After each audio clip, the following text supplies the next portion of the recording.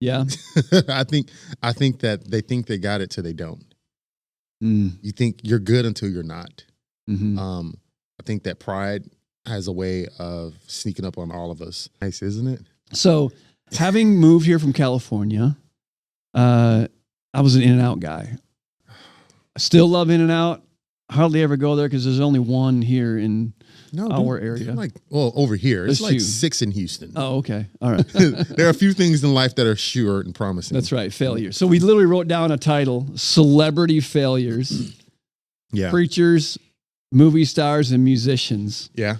So we're not here to pick on anybody, but let's just let's open this conversation up. Yeah. I just think that life is serious. Heaven and hell is serious. It's not a game. And obviously the wrong move. That's it. But the man was standing up for his wife. Yeah. And you know, so yeah, I get it. Yeah. I get right. it. Floyd's up. The things that happen right before we hit the record button will always remain just amongst us, right? Oh, that was good. That Hey, was good. So we were going to start with you today, but you went off the rails right before we hit record. Someone had to. I mean, you know, on map, on mission, that's what we're doing. We're talking about how to live out the life and what's it mean to be a follower of Jesus and laughing at one another along the way. Gosh. And today we're going to do 2 episodes, this one and the next, literally talking about failure, but yet turning it around so that we can learn from it and grow from it. But before we get there, this morning I'm doing some work at Black Rifle Coffee. It's a Texas thing. I don't think Black Rifle's outside of. I don't think they're outside of Texas. anywhere outside of Texas either. So it's become a thing, right? It's mainstay. Yeah, it is. And next to the Black Rifle that I was at this morning is a brand new Whataburger restaurant. Gosh, it's nice, isn't it? So, having moved here from California, I was an In-N-Out guy. I still love In-N-Out. Hardly ever go there because there's only one here in our area. Over here, it's There's like 2. 6 in Houston. Oh, okay. All right. Well, they're just at the far corners of Houston. All right. The outskirts. But there's Whataburger everywhere, and yeah. it's an acquired taste, in my opinion, Whataburger, and it's growing on me. Yeah. But tell me from your Texas roots, like Whataburger. What? The fact that it's grown on you is, I think that's that biblical piece of sanctification. Oh, yeah. It's a process of discipleship and transformation. It's the crock pot of sanctification right there, the Instapot for you. So I'm glad for it. Dude, Whataburger it's a reason Pat Mahomes wanted it in Kansas. Like, they built one in Kansas for him. For Patrick Mahomes. Okay. Pat Mahomes boy. That's what I like to call him. Like, Whataburger there's no better burger than Whataburger. You cannot name me, and it's par for the course. Like, it's consistent. It's good. Whether you're going at 3 a.m. or 3 p.m. It's 24 hours.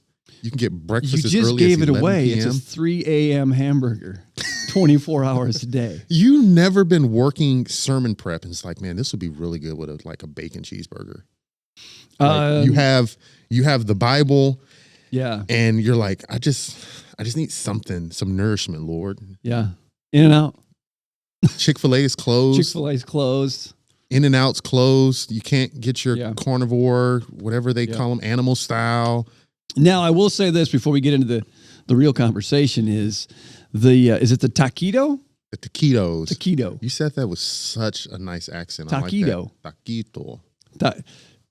Taquito. All it is it's a taco with scrambled eggs and stuff, but it's pretty good. It's like a breakfast taquito. It's a breakfast taco, burrito, but it's rolled up for you. Now, I'll do that. Baller. And you know when you can pick it up? 11 p.m. at night. Till 11 a.m. in the morning, or 11 to 11. Yep. Beautiful marketing. I love it. I mean, you don't have to guess. Hey, how long is Whataburger serving breakfast? 11 to 11, baby. I know. And something else we don't have to guess is that, will we ever fail in our life? How's that for a segue? Things are granted. There are a few things in life that are sure and promising. That's right. Failure. So we literally wrote down a title: Celebrity Failures. Yeah. Preachers, movie stars, and musicians. Yeah. So we're not here to pick on anybody, but let's just let's open this conversation up. Like, have you ever witnessed? We're going to get in personal failure the next episode. Yeah, I won't talk about more me. deeply. But have you witnessed failure, and how's that hit you? Maybe someone you really esteemed, or it was a celebrity, and you're like, "What? Yeah, What's going on?" dude. I was a high capacity volunteer at a church. Backstory, my dad was a pastor. If you don't know, my dad was a pastor. Then he stopped pastoring and just went into helping one of his best friends get their church running. He was the youth pastor at his best friend's church, and it was beautiful. When I went into ministry for myself, I started to glean from other people in ministry, and I won't say the name of the church. I even won't name the pastor, but dude, I followed. We're not here to pick on anybody. Not here to pick on him, and I probably went everywhere with him. I was like, man, I just want to draw me near to you. How can I imitate you as you imitate Christ? Yeah. That was my thing. And I saw him, unfortunately, one Sunday he announced that he had a misstep in his marriage. By misstep, he had an affair, extramarital affair. And to see someone of such high status, someone that I just kind of held up, almost put on a pedestal, Sure. was like, wait, you did what? Mm-hmm. When did you do this? Because I'm with you 6 days a week almost, or Right. we're connecting between times. So when did you, so all these things, man, it hurts and it sucks. And I think almost that's what that piece that I put him on a pedestal. Mm-hmm. I didn't separate the man from the mission or the man from the ministry. Subsequently, I stopped going to church. I stopped. The fallout for that for me was so hard because I pulled away from God. It's if that's what it's like, I don't want this. Isn't that the danger of spiritual leaders? I mean, that your situation is a great example. When that guy went down that path, and we'll have compassion towards that in just a moment. Yeah. But it influences your faith, your walk. And I think sometimes it's easy to say, come on, Floyd, just man up. It's your relationship with Jesus. Don't let another man get in the way of that. But in everyday real life, it does. And when someone falls or, something like that is a high profile thing, a lot of people are affected by it. We don't fail alone. No. The community takes a hit. No, I think every aspect of ministry, the church took a hit. Mm-hmm. By the church, I mean numbers of the church. People because everything is called into question. Sure. Can we trust anything? Can I trust here? anything that you've been saying? How long have you been lying to me? Everything is. It's almost like you lie to me one time, and I don't believe anything you say. Mm-hmm. So the ministry that you've worked so hard to build as an individual is now put on the line and jeopardized because of your misstep. Mm-hmm. But I don't know. Like you said, we're going to get into grace in a little bit, but man, it's hard in real time. Right. Because in real time, I'm like, I think I'm good. I went through the gambit of emotions, and I think I'm good. Mm-hmm. Now, I will say the same pastor, he's gone through counseling, he's gone through therapy, he's on a much better path. Everyone is still not as forgiving as as most, but it is a uphill battle. But I blame myself at a certain point because I shouldn't have put him on that pedestal. Yeah. I don't know about you, but if you've ever had any situations where you kind of idolized and I don't even like the word idolize, but I think that's just really what it is. Call it what it is, right? Yeah. So I broke a commandment. I had a conversation just the other day. I was with a group of guys in kind of a small group setting, talking about lots of things.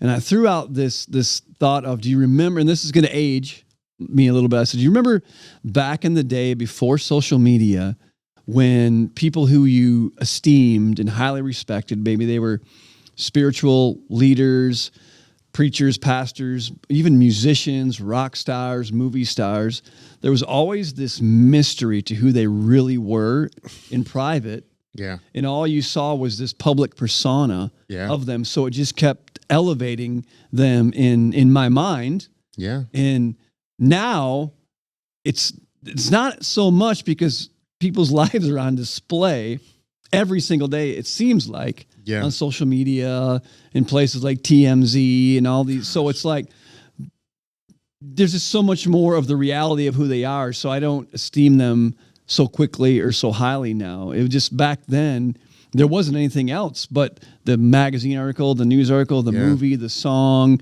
the sermon, the platform. That was all we judged them on. And it was a totally different world. So I heard yesterday, I'm listening to this really interesting podcast, and the guy's talking about this a little bit, and he says he knows this musician who sells out arenas, like common household name. He wouldn't say who it was. And he says what he's been doing for years is once he steps off the stage, he goes backstage and does a menial task, sometimes literally cleaning a toilet. Really? And they were like, what's up with that? And they began to talk about how that brings him down to real life so that when he gets home with his wife and kids, that there's not this coming off this massive platform into this really humble, take out the trash environment. Yeah. He does it on purpose to bring himself down. And they said his marriage is great. He's never been divorced. His kids are great. And he's a rock star.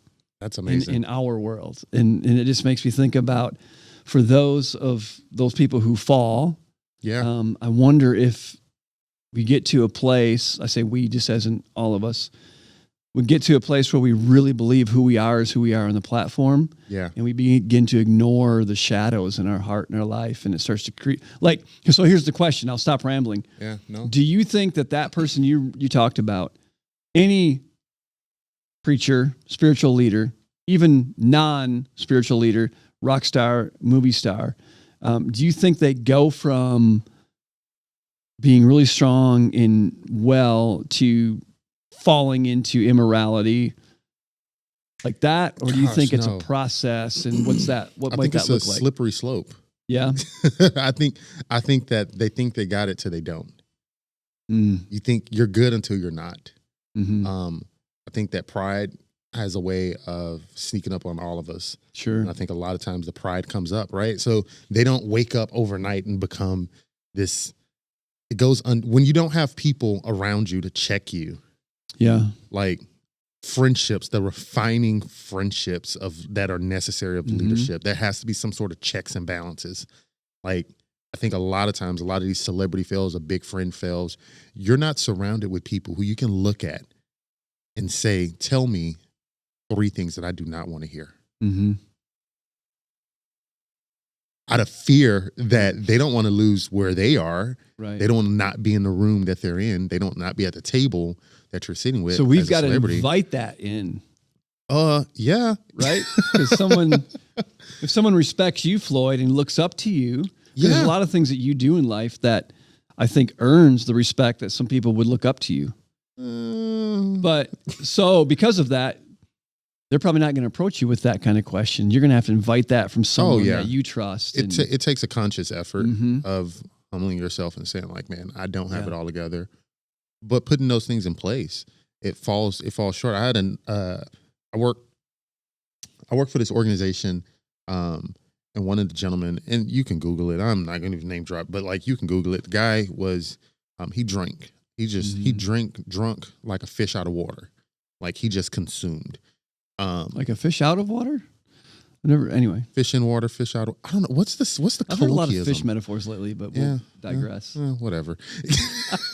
But the dude was like an alcoholic, but he was a highly functional alcoholic. And I recognize it, but no one ever said anything. Well, where we lived at in the time, he drove home one night and ended up getting into a head-on collision with another guy, and the guy lost his life. Oh, man. And this coworker of mine, he's in prison, and he had to suffer the consequences for it. And I was talking to him right before he went to go turn himself in for like after court and trials and all that stuff. And I said, man, what is God teaching you right now? And it was such like a jerk move of a question, but I noticed he drew near to God, and he said that God had to break me before he can build me. Mm-hmm. Like had that never happened, I probably would have never stopped. Mm. Yeah. No one ever told me that it was wrong. Yep. From the wife to the kids. That was just something he did. They just had accepted it as a character trait of him instead of calling it out. Like, wow. No one ever said like, yo, dude, you probably should not be drinking and driving. They just Until our consequences catch up with us, we just keep on rolling. we keep on rolling. We keep on rolling.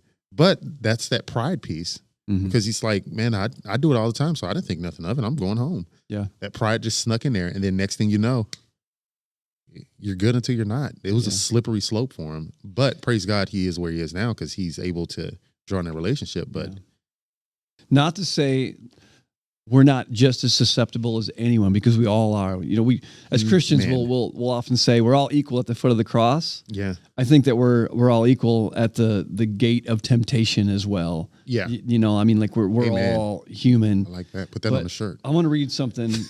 Galatians 6:1 says, "Dear brothers and sisters, if another believer is overcome by some sin, you who are godly should gently and humbly help that person back onto the right path." Let's talk about that for a moment. So next episode, we'll be real with who we are and our struggles and our failures. But if we know someone or know of someone who has quote unquote failed, maybe it's a moral failure, it's something ethical, something illegal. Yeah. Let's talk about spiritual leaders specifically for a minute. I would say, to encourage all of us listening, restoration has to be the goal. Yeah. How am I going to respond to this? If I have a place to respond to it, restoration has to be the goal. And how silly is it that we critique and throw fellow believers under the bus in their moment of weakness and failure? That just makes us all look silly as Christians, in my opinion. Yeah. But I think restoration has to be the goal. How do you think about doing that? Like, what comes to mind if you're going to come up alongside someone who's in a really dark place? How do you help lift them up? Grace is good.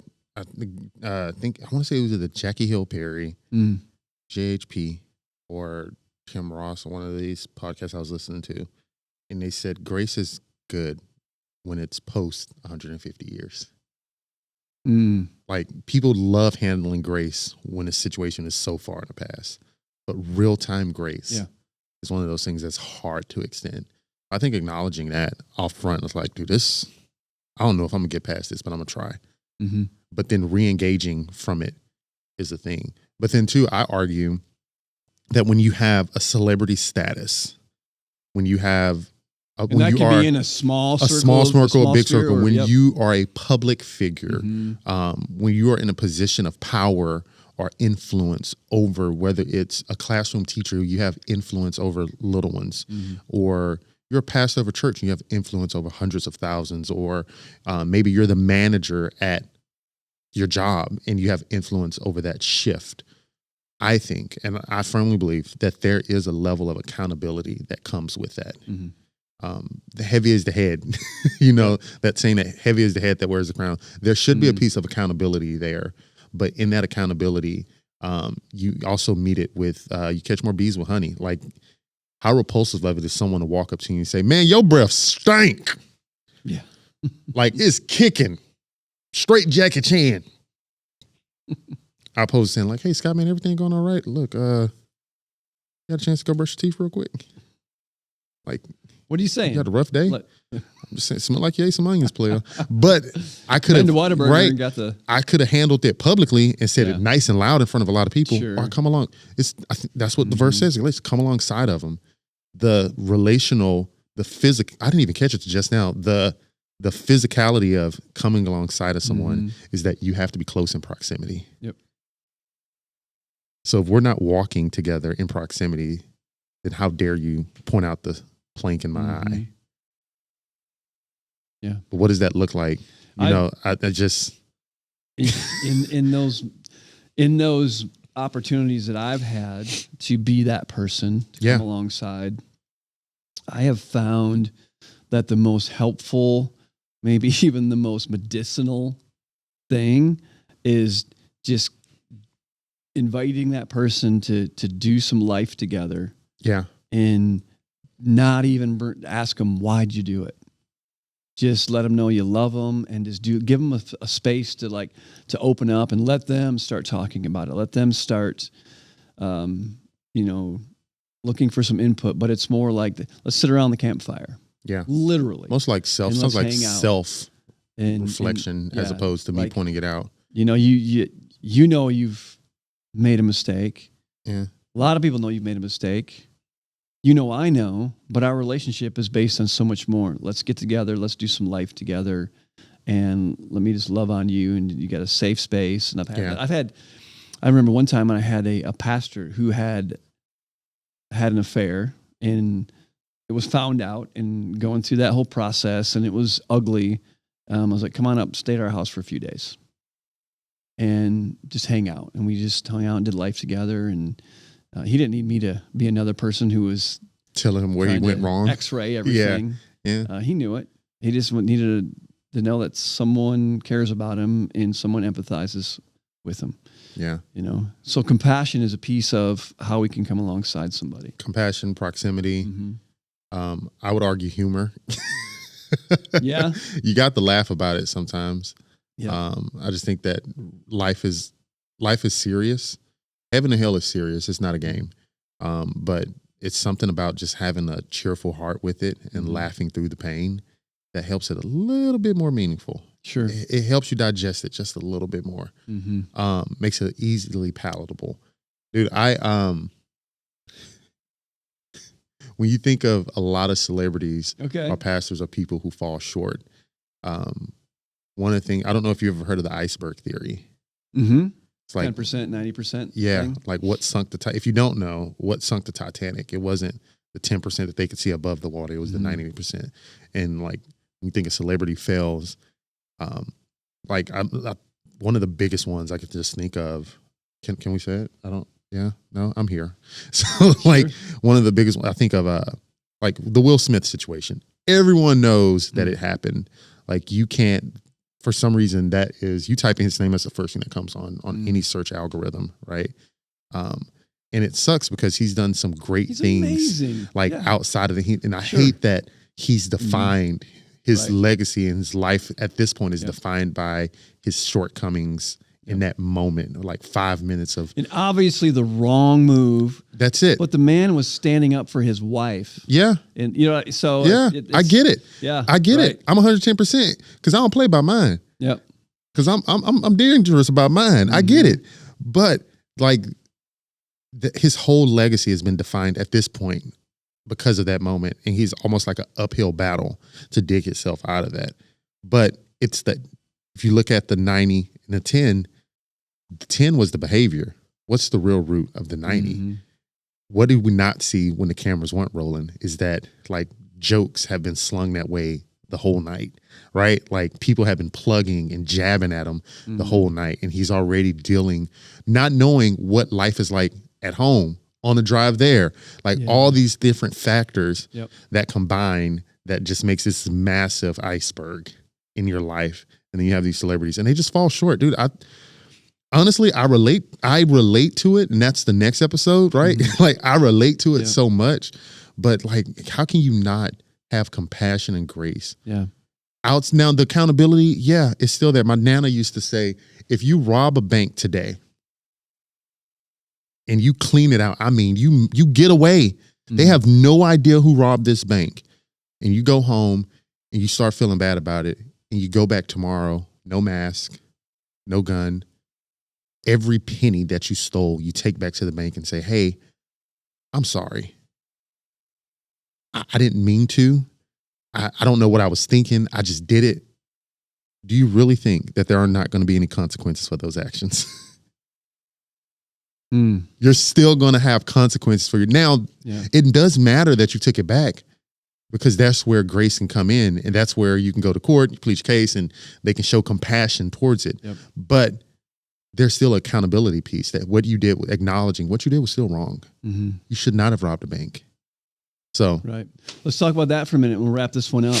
So if someone sins, falls into, let's just say if it's a immoral affair or whatever, let's say they're a pastor. Okay.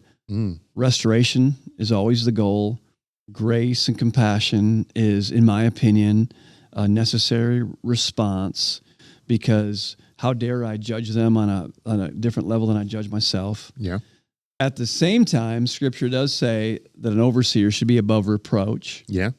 So, are there even when restoration is the goal, are there times when someone is disqualified from a role based on their fall, their failure, even when grace is, extended towards them? Like someone, use the example. So the pastor gets up in front of the church and says, I just want everybody to know I have had an extramarital affair. I feel really convicted about it. I'm going to be honest about it. I'm on the up and up. Yeah. Kind of the bank robbery situation. Yeah. But I'm coming clean today. Please forgive me. Hey, come back next Sunday. I'll be speaking on blah, blah, blah. Is that the right scenario or is it different than that? I've seen it handled that way. Yeah. I don't agree with it. Mm-hmm. Floyd's personal opinion, I don't agree with it. I think that there was no accountability. Mm-hmm. It's like you did a great job acknowledging it, but there's no accountability. Yeah. Nor is there a process not just restoring into the role, but restoring your heart, restoring your relationships, restoring your family. You just went right back into it. Yeah. You didn't give pause. Mm-hmm. You didn't give a chance for restoration. You didn't give chance for consequences to be assessed. Yeah. There's honestly no depiction of the damage that it's done because you just announced it and moved forward. Yep. That would not work well in my household. I just think it's important to talk about, yes, we give compassion and grace. And yes, we're all human. But there are times when restoration is what we're going after, but it may not be the restoration of that particular job or that role. Yeah. At least for a while. Well, then I saw, why is someone calling me and my phone is on Do Not Disturb? Sweet mercy. Sorry about that, Scott. I feel so offended right now. Don't. And it was a loud. No, I saw somewhere it said reconciliation doesn't always look like restoration. And I challenged the person that told me that. And I said, so what does that mean? And they said, well, for me, my dad's dead. So for God to reconcile the emotional loss that I'm dealing with does not look like him restoring my dad's life. Mm. Do we serve a God who is capable and able? Yes. But I will tell you now, my father is cremated, and that would freak me out. So then understanding to reconcile something in definition does not always look like God restoring it to what it was. So if in the issues of a pastor being above reproach, he falls short, he admits an extramarital affair, God reconciling that moment and him coming clean does not always look like, hey, you're going to continue to pastor and lead a flock at this level, at this time. Right. Now, over time, can God restore, redeem, and reducing? Redemption is amazing. Praise God for it. But in that moment, no. Yeah. No. And I think in that moment, in that situation, it's the wisdom of others that they've submitted to. Yes. That says it's now time. It's not your place to say it's time for you. It's as you submitted to that process. Floyd, this has been an interesting conversation. Yeah. I'd love to hear some comments or see some comments on people that being kind, being compassionate, maybe how has the failure of a high profile person affected you, and how have you tried to extend grace and compassion to someone else that has sounds good. Fallen that way. Next episode, we're going to talk about our own failures. Get ready. Hang tight. No, hang tight.